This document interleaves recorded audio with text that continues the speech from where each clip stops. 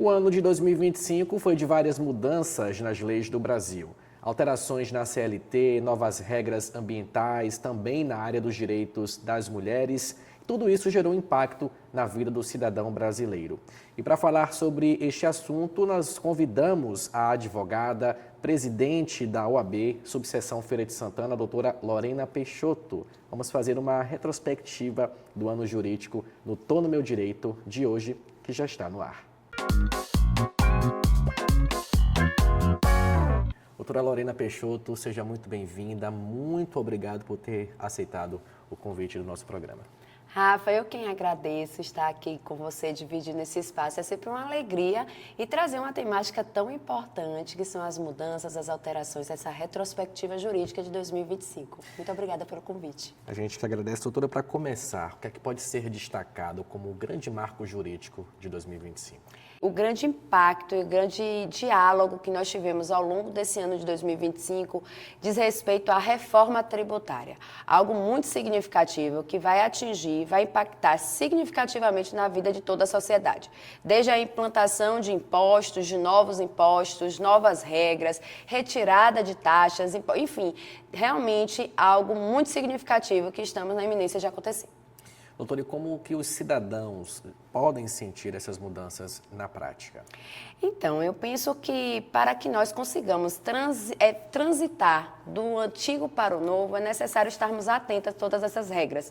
Usar, inclusive, das redes de comunicação, e vocês são balizadores nesse processo. É muito importante nós estarmos fomentando o diálogo, trazermos as principais alterações, convidar sempre profissionais, especialistas nas áreas, porque sociedade informada é uma sociedade consciente dos seus direitos. Sobre as leis, doutora, que já estão em vigor e também os projetos que seguem nesse processo de tramitação, teve algum que provocou um debate muito grande na advocacia, no direito? Todas as alterações legais, né, legislativas, elas demandam muita discussão. Nós estávamos há pouco conversando sobre as mudanças trabalhistas, tem essa questão tributária, tem as mudanças atinentes aos direitos das mulheres, desde a forma da escala de trabalho, desde a garantia da licença maternidade, inclusive uma alteração recente diz respeito à licença maternidade. Então, todas essas alterações, elas impactam significativamente na sociedade. Elas demandam discussões, elas demandam novos olhares para que nós consigamos aplicá-las de forma mais coerente em cada caso prático, em cada situação. Tivemos também o aumento da licença maternidade nos casos de internação, tanto da mãe quanto do bebê, doutora, não é isso?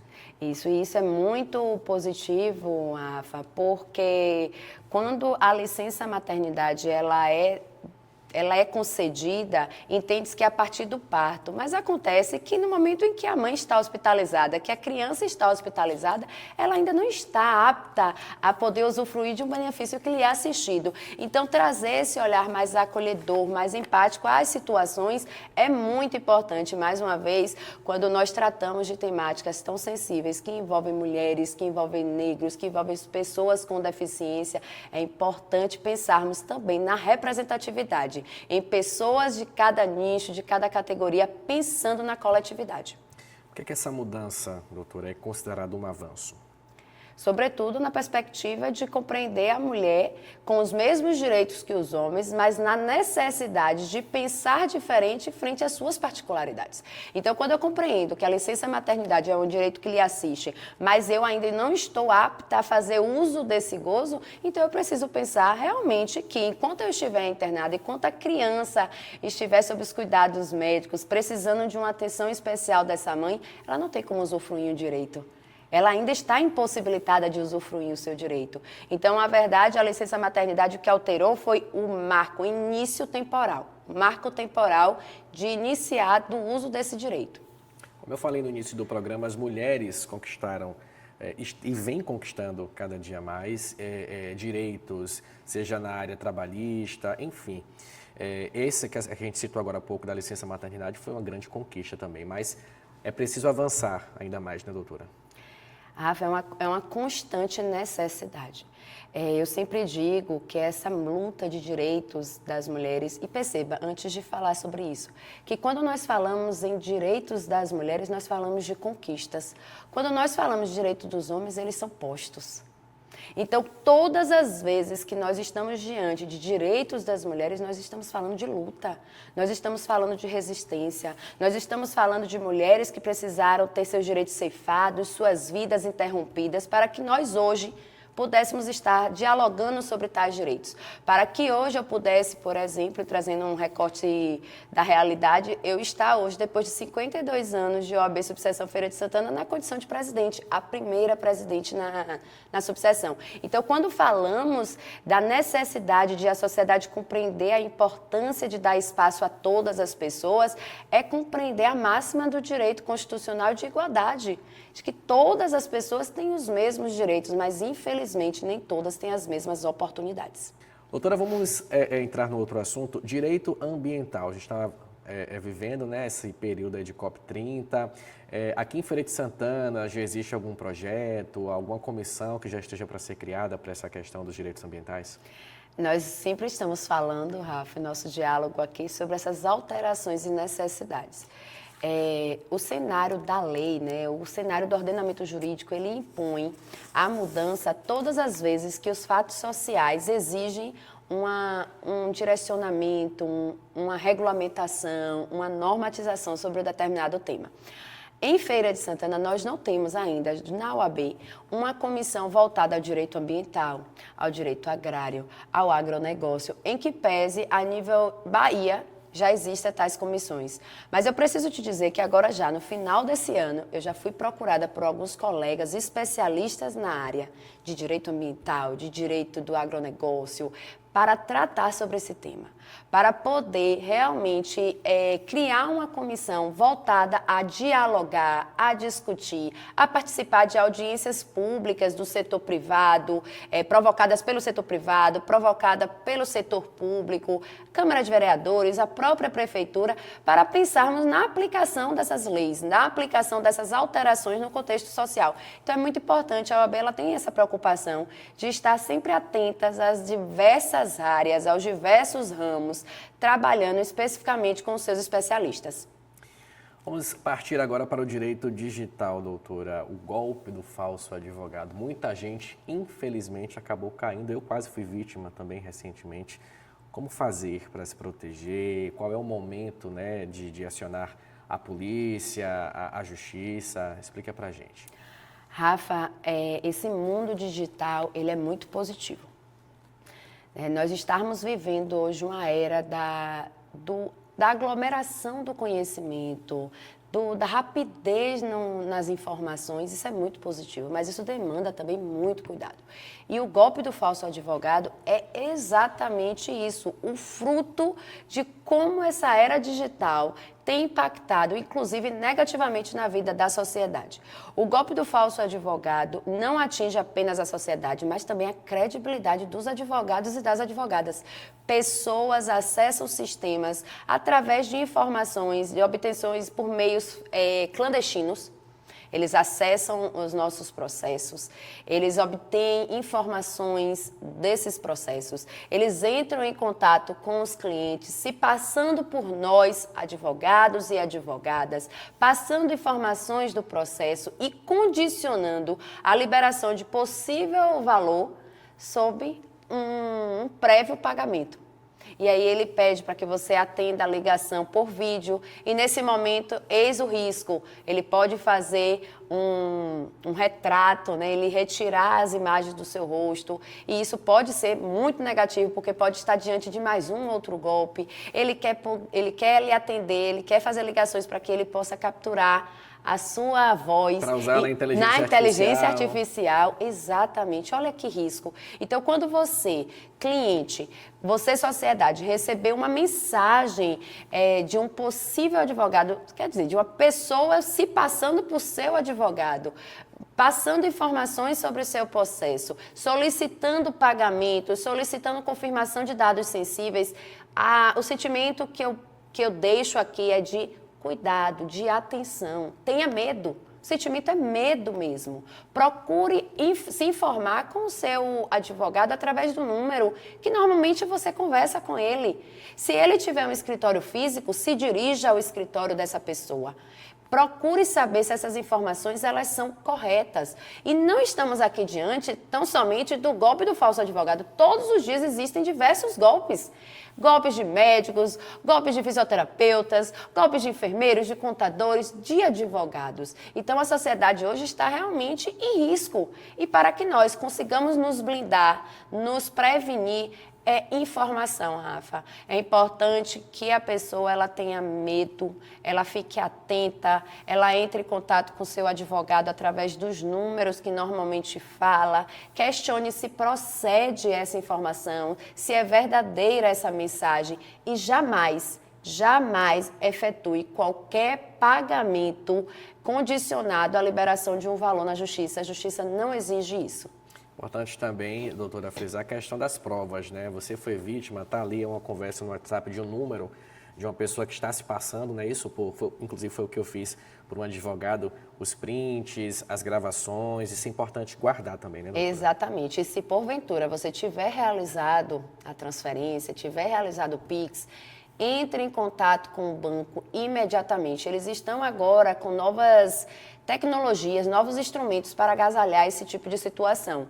Então, se você caiu no golpe, fez a transferência, fez o Pix, entre em contato imediatamente com o banco, informe dessa situação, após registre um boletim de ocorrência informando exatamente tudo, anexando essas provas, informando o horário, o número telefônico, quais as informações que foram passadas, o valor que você fez a transação. Faça esse tipo de registro para que a Polícia Civil possa fazer a investigação e conter o avanço desses golpes e poder identificar a autoria, que é uma quadrilha. E aqui na Bahia muito me entristece porque a gente não tem ainda um retorno efetivo da Polícia Civil. Nós temos acompanhado diariamente vários estados já com ações efetivas de prender mesmo quadrilhas, de conter esse tipo de avanço de golpes, mas aqui a gente ainda não tem, só que a OAB Bahia tem sido insistente, cansativa na exigência, no cumprimento de alguma ação efetiva para conter o avanço desse tipo de prática delituosa.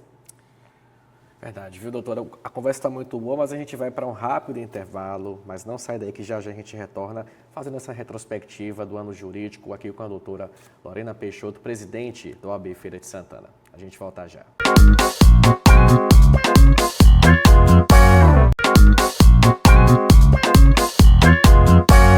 Estamos de volta com o Tô no Meu Direito para falar, fazer essa retrospectiva 2025 sobre o ano jurídico. E continuando aqui a falar sobre os direitos digitais, doutora Lorena, tivemos a criação do Dia Nacional de Proteção de Dados. Como é que funciona, doutora?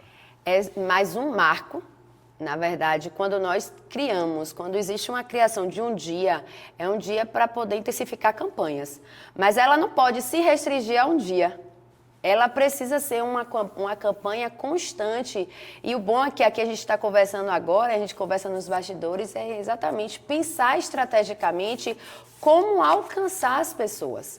Como é a criação de um dia, instituir um dia para refletir sobre, para pensar sobre, talvez seja muito importante mesmo, porque impõe a necessidade de pensarmos ações, de pensarmos projetos voltados àquele dia, voltados ao mês, alusivo a essa proteção, mas também impõe a necessidade de não apenas naquele marco, mas também pensar de forma muito contínua. O golpe do falso advogado é exatamente reflexo de como nós fomos negligentes na proteção dos nossos dados sensíveis.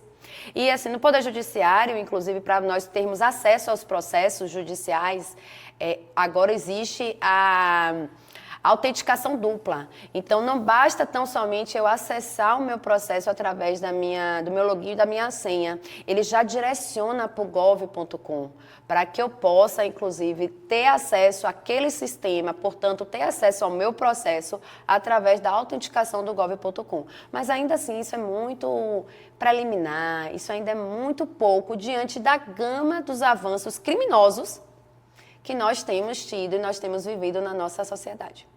Pois é, se a gente for aprofundar aqui, a gente vai passar mais tempo falando sobre a questão da proteção de dados, né, os golpes, enfim. Vamos falar um pouquinho sobre direito civil, doutora. Essa aqui não é bem uma lei, mas chamou a atenção, inclusive, de nós, né, profissionais de imprensa, quando o projeto avançou lá no Senado, a reforma do Código Civil. Quais são os pontos sensíveis desse projeto de lei? Rafa, aí é uma mudança significativa no nosso ordenamento jurídico. O Código Civil, ele é um código que ele baliza, ele regulamenta as relações entre pessoas, as relações pessoa-patrimônio, a relação do patrimônio, a relação familiar. Nós estamos diante de uma possível mudança significativa. O antigo código é de 1916. Depois de 1916, à época, nós mulheres éramos tidos como objeto de desejo, nós não tínhamos direitos, nós éramos vinculados ao marido e ao pai. Então, até 1962, por exemplo, nós não tínhamos sequer CPF. 1962. Com o advento da Constituição Federal de 1988, impôs a necessidade de alteração e adequação do Código Civil, que se deu em 2002, com vigência a partir de 2003. E nesse contexto nós começamos a mudar a forma em que a mulher é vista no contexto familiar. Então, houve uma alteração significativa no direito família, né, do direito das famílias. Houve uma alteração significativa da relação patrimonial, da relação empresarial, do Código de Defesa do Consumidor, das relações contratuais. E esse novo projeto de alteração é uma imposição dessas mudanças sociais. Todas as vezes, e eu falei isso, eu vou voltar a repetir, não é que a lei muda o tempo todo. É que diante das complexidades sociais, diante das novas estruturas sociais, faz-se a necessidade de uma nova regulamentação. O que impõe a mudança legal são exatamente os contextos sociais. Então, isso significa dizer que a sociedade está realmente mudando, está realmente se aprofundando, estão tendo relações cada vez mais complexas, difíceis de serem dirimidas, de serem resolvidas, e por isso a necessidade de uma alteração legal. E o Código Civil vem trazendo exatamente isso. Bacana. Doutora, a OAB Feira de Santana, ao longo do ano, realizou várias campanhas, chamando a atenção da sociedade por diversas vezes sobre vários assuntos. Para a gente finalizar nosso programa, deixa uma mensagem, né, para essa sociedade feirense sobre a importância não só de exercer, mas também de conhecer os direitos. Ai, Rafa, esse é um tema que muito me atinge positivamente, porque falar da OAB é falar sobre a essencialidade no nosso exercício profissional. Não à toa, a advocacia é a única profissão que consta na Constituição Federal como indispensável ao Estado democrático de direito. Então, pensar OAB é pensar no compromisso que todos os colegas, advogados e advogadas têm em promover uma sociedade mais justa, mais equilibrada, mais igualitária, que comprometida com a mudança de cultura, na perspectiva de trazer mais inclusão social, na perspectiva de trazer mais proteção aos diversos ramos da sociedade, às diversas pessoas da sociedade. Então, o que eu posso deixar aqui verdadeiramente é dizer que a OAB Subseção Feira de Santana está de portas abertas não apenas à advocacia, mas à sociedade. Nós temos um espaço de diálogo, de construção coletiva, e muito me orgulho estarmos diante de uma gestão que tem firmado vários acordos de cooperação com diversas instituições, com diversos segmentos sociais, exatamente porque compreendemos que quando existe a união de instituições, daremos ainda mais força, ainda mais credibilidade, ainda mais alcance a todas as pautas que são necessárias. Falar do golpe do falso advogado precisa ser dialogado junto com a Secretaria de Segurança Pública, junto com a Polícia Civil. Falar sobre os direitos das mulheres precisa ser dialogado OAB, sociedades, movimentos sociais, toda a rede de proteção e apoio à mulher. Falar sobre direito tributário precisa de especialistas, precisa do poder público, das prefeituras, dos deputados, de todos trabalhando numa perspectiva coletiva. Então, eis que a OAB, ela trabalha de forma muito social. Social porque precisamos agir de forma coletiva, conjunta, deixarmos de lado um pouco nossas individualidades e pensarmos nos impactos positivos que essa cooperação ela trará no contexto de avanço de nossa sociedade, de avanço de nossos direitos.